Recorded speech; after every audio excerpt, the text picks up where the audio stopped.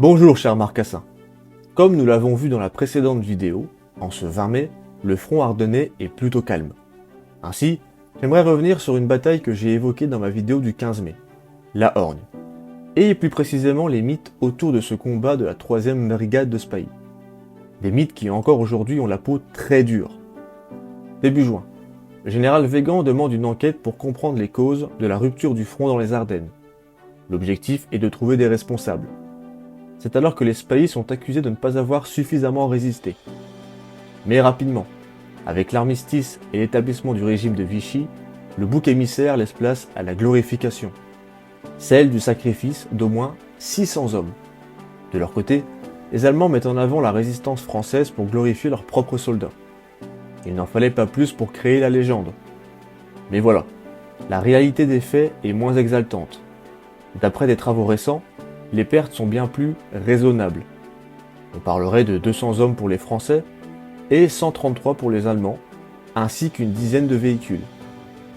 Les historiens, les chercheurs, les journalistes se sont longtemps trompés au sujet de cette bataille, et se trompent encore, se laissant emporter par la légende. Preuve que la brigade n'a nullement été anéantie, c'est qu'elle est redéployée par la suite. On la retrouvera par exemple dans le secteur de Vouziers au 9 juin. Mais l'exagération des pertes n'est pas le seul mythe. Il en existe un second qui est tout bonnement grotesque. La charge de cavalerie des hommes du lieutenant McCarthy contre des chars allemands. Un peu de bon sens, voyons.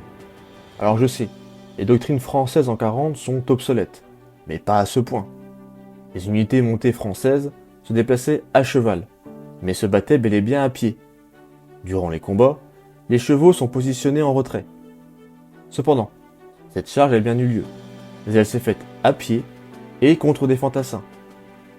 Le colonel Marc, commandant la brigade, fait prisonnier par les Allemands, ne mentionna jamais de telles pertes, ou une quelconque charge de cavalerie. De plus, si 600 Spahis sont tombés à la Horgne, où sont-ils, sachant que le carré militaire ne comporte que 41 tombes? Mais ces mythes n'enlèvent rien à la combativité de cette troupe de métier, qui donna bien du fil à retordre aux Allemands. Citons notamment la mort des 2 chefs de corps, tombés aux côtés de leurs hommes. Cette vidéo n'a nullement pour objectif de dénigrer ces hommes, elle est seulement là pour remettre l'église au centre du village. Je vous mets en description des liens, pour ceux que le sujet intéresse.